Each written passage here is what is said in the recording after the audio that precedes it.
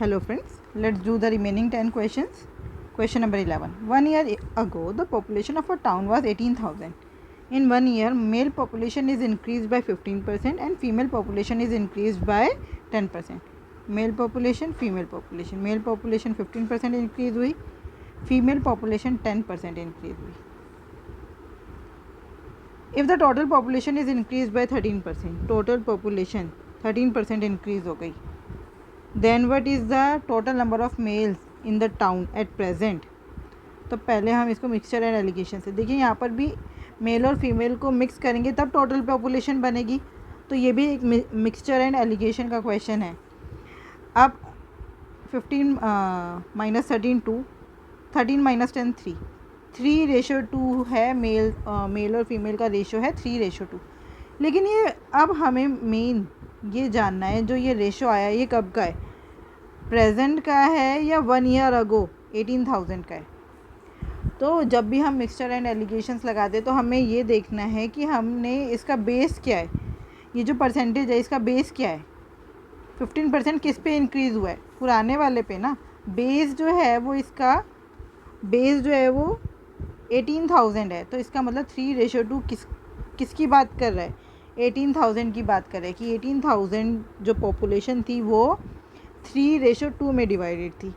मतलब हर 5 बंदों में से 3 मेल थे और 2 फीमेल. तो हमने 18,000 में से कितने मेल थे वो निकाल लिए. 3/5 मेल थे 18,000 में से. लेकिन अब प्रेजेंट में पॉपुलेशन 15% बढ़ चुकी है. 15% बढ़ने का क्या मतलब है, 15% मतलब 115/100. इसको हम सीधा सीधा ये भी लिख सकते हैं 5 to the 10, 5 3 the 15, 23/20.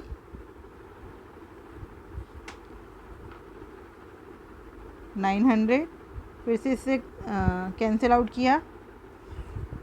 5 1 the 5,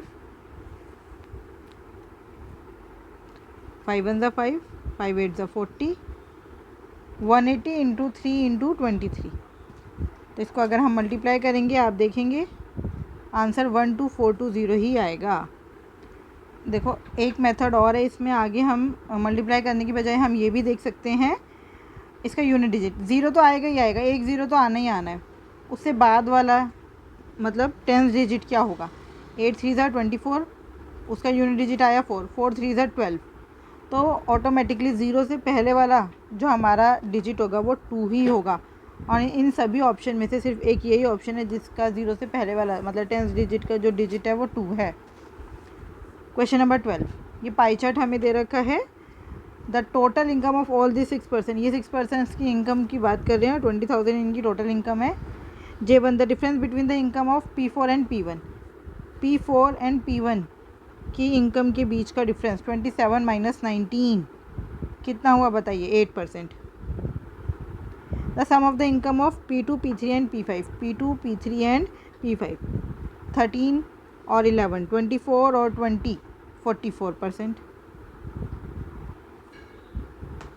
the average income of P5 and P6, P5 और P6 की एवरेज इनकम 20 और 10 30, 30 का हाफ मतलब 30/2, 15%. What is the value of J2 minus J1 plus J3.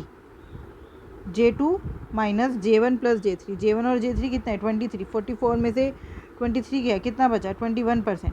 21% किसका, 20,000 का. 21 2 ज़ा 420 मतलब आंसर जो है वो 420 से स्टार्ट होगा. What is the value of square root of, इसका स्क्वायर रूट की वैल्यू बतानी है. तो इसमें हम सीधा ऑप्शंस पे जाते हैं. इसका स्क्वायर रूट मतलब कि 14 + 8√3 जो आंसर है उसका स्क्वायर है. अगर मैं कहूँ a का स्क्वायर रूट निकालो, a का स्क्वायर रूट निकालो तो वो √a हुआ.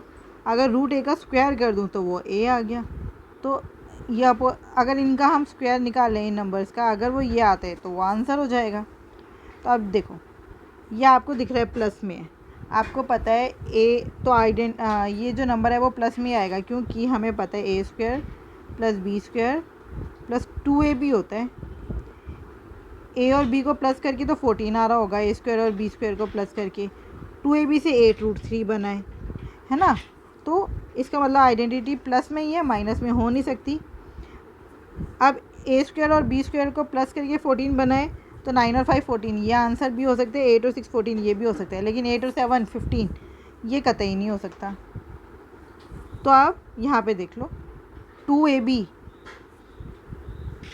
2 इंटू √9 इंटू √5 कितना बना, 2√40, √9 इधर बाहर आ जाएगा, 2 3 6 √5 बना ये, और ये 8√3 है, तो ये भी नहीं हो सकता, यही बचा। इसका करके देख लो, 2ab 2 इंटू √8 इंटू में √6, √8 का क्या मतलब है, 2 इंटू में 2 इंटू 2 इंटू 2, 6 का मतलब क्या है, 2 इंटू 3, 4 कॉमन आ रहा है, 4 2 8, 8√3 बचा। बिल्कुल सही है, यही हमारा आंसर है। लेकिन आपको ये करके देखने की कोई ज़रूरत नहीं है इतना पार्ट, जब बाकी सारे हो ही नहीं सकते तो जो बचा वही हमारा आंसर है। Question number 14, working 6 hours per day R1 can complete a work in 18 days. तो पहले हम देख लेते हैं R1 टोटल कितना काम कर रहे हैं। R1 कर रहा है 18 इंटू 6 आवर्स, टोटल इतना काम कर रहा है। Working 15 hours per day R2 can complete the same work in 12 days. तो R2 ने कितने घंटे काम किया है, 12 दिन, और 12 दिन 15 घंटे, टोटल इतने आवर्स काम किया है। Working 9 hours per day in how many days both R1 and R2 together can complete the same work. अब रोज़ उनको 9 घंटे काम करने हैं, तो इनको अगर हम 9 से डिवाइड कर दें तो हमें पता चल जाएगा ना। अगर 6 घंटे की बजाय 9 घंटे काम कर रहे होते तो कितने दिनों में काम करते। जैसे पहले 6 घंटे काम करके 18 दिन में काम पूरा हो रहा था। अगर R1 9 घंटे काम करता तो कितने दिनों में काम पूरा करता है, 12 डेज़ में।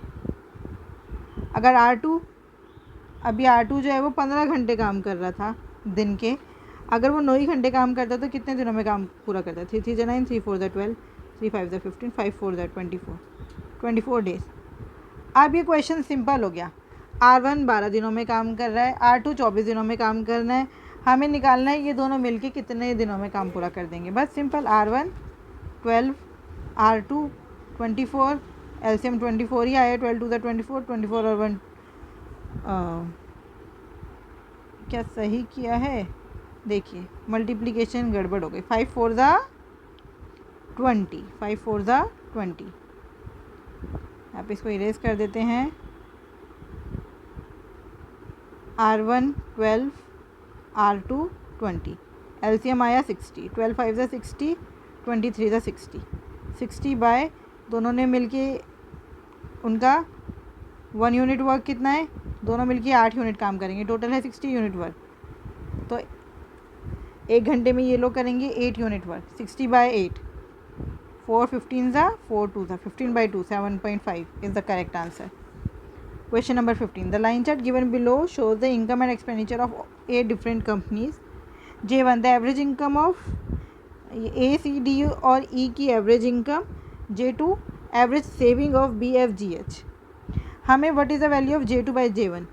देखो एवरेज का मतलब आपको पता है ना, A plus C plus D plus E by 4 है। J2 का मतलब वही B की सेविंग प्लस F की सेविंग प्लस G की सेविंग प्लस H की सेविंग बाय 4 आएगा। तो आप देख रहे हो जब आप इनका रेशो निकालोगे, J2 बाय J1 निकालोगे, 4 से 4 ऑटोमेटिकली कैंसिल हो जाएगा। तो हम वो काम करेंगे ही नहीं, हम सीधा एडिशन करके उनकी वैल्यू को लोएस्ट फॉर्म में आंसर निकाल देंगे। चलिए देखिए, B, F, G, H इनकी सेविंग्स, B की सेविंग है 600, 800 माइनस 200, F की सेविंग है 700, 1000 माइनस 300, इनकी सेविंग है 500 और इनकी सेविंग है 600। फटाफट से एडिशन करते हैं, 7 5 12, 12 6 18, 18 और 6 24, 24,000 आ गया। J2 की वैल्यू 24,000 आ गई। अब हमें J1 की वैल्यू निकालनी है। A, C, D, E 500, 900, 1400, 1400 और 600 2000 और ये 400, 2400, 2400 बटे 2400 कितना हुआ, 1, value is 1। Question number 16, If a boy runs at a speed of 25 kilometre पर hour and crosses a bridge in 9 minute, then what is the length of the bridge. देखिए समझ लीजिए, ये एक ब्रिज है, एक ये जो पर्सन है यहाँ से इसने स्टार्ट किया, दौड़ता दौड़ता यहाँ तक आ गया, जितना उसने डिस्टेंस कवर किया है वही तो ब्रिज की लेंथ हुई, जितना डिस्टेंस उसने कवर किया दौड़ते दौड़ते वही ब्रिज की लेंथ हुई। तो 9 मिनट में वो यहाँ से यहाँ तक आ गया, उसकी स्पीड हमें पता है 25 किलोमीटर पर आवर। तो बस ये हो गया 25 मीटर पर सेकंड में चेंज करने के लिए 5/18 से मल्टीप्लाई, 9 मिनट है, सेकंड में चेंज करेंगे 60 से मल्टीप्लाई, 9 2 18, 2 30 60, आंसर आ जाएगा 25 5 125, 3 375, 3750 metres. Question number 17, a scooter runs at a speed of 48 km per hour after repairing and runs at a speed of 32 km per hour before repairing. It covers a certain distance in 7 hours after repairing. How much time will it take to cover the same distance before repairing? देखिए आपको पता है speed क्या होता है, distance upon में time, मतलब speed और टाइम इन्वर्सली प्रोपोर्शनल है, स्पीड और टाइम इन्वर्सली प्रोपोर्शनल है। अगर स्पीड 48 और 32 है तो टाइम स्पीड का रेशो अगर 48 32 मान ले हम, तो टाइम का रेशो कितना हो जाएगा 1/48 1/32। चलो टाइम का रेशो निकाल लेते हैं, क्योंकि डिस्टेंस सेम है, ये हम तभी कर सकते हैं जब डिस्टेंस सेम है, डिस्टेंस सेम है इसलिए इसको अपॉन में कर देंगे, 1/48 अपॉन में 1/32 कैंसिल आउट करते हैं, 16 3 48, 16 2 32। अब ये तो 1/3 टाइम का रेशो आ गया, 1/3 रेशो 1/2, दोनों को 6 से मल्टीप्लाई कर देते हैं, 3 और 2 का एलसीएम है 6, 3 2 6, 2 3 6, 2:3 आ रहा है टाइम। लेकिन हमें बोला है यहाँ पर उसको 7 घंटे लगते हैं। If it covers a certain distance in 7 hours after repairing, यहाँ पे उसको 2 की जगह कितने घंटे लग रहे हैं 7, हमारा तो 2 आया है तो 3 की जगह क्या आंसर आना चाहिए, 2 इज़ रिप्रेजेंटिंग 7, तो 3 किसको रिप्रेजेंट करेगा 7/2 इंटू 3 को। यूनिटरी मेथड, 2 का मतलब 7 है तो 3 का मतलब क्या होगा 7/2, 1 का मतलब 7/2, 3 का मतलब 7/2 इंटू 3, 21/2, आंसर इज़ 21/2 आवर्स। यहाँ पे बोर्ड मास लगेगा, पहले इन दोनों को डिवाइड करेंगे, 48/4 कितना आया 12, 12 5 60, minus 8 2 16, plus 6 plus minus minus 60 minus 10, 50 answer हो गया। अब -10 क्यों किया मैंने, -16 प्लस 6, प्लस माइनस माइनस ही होता है, तो 16 - 6 तो 10 हो गया, लेकिन साइन कौन सा लगेगा बड़े वाले के आगे वाला, 16 बड़ा है तो यहाँ पर माइनस ही आएगा, 60 - 10 50। Question number 19, a certain some become 7 times of itself in 10 years at a rate of simple interest. In 20 years it will become how many times of itself at the same rate of simple interest। देखिए कोई भी सम था, principal अगर 1 रुपये था तो 10 साल बाद, टाइम हो गया 10 ईयर्स, 10 साल बाद अमाउंट कितना हो गया 7, अपने आप का 7 गुना हो गया ना, तो अमाउंट हो गया 7, तो सिंपल इंटरेस्ट कितना हुआ A - P 6 हुआ। सिंपल इंटरेस्ट का फार्मूला हमें पता है, simple interest is equals to P into R, हमें नहीं पता, टाइम है 10 साल अपॉन में 100, तो हमारा जो रेट है वो है 60%। अब इन्होंने बोला है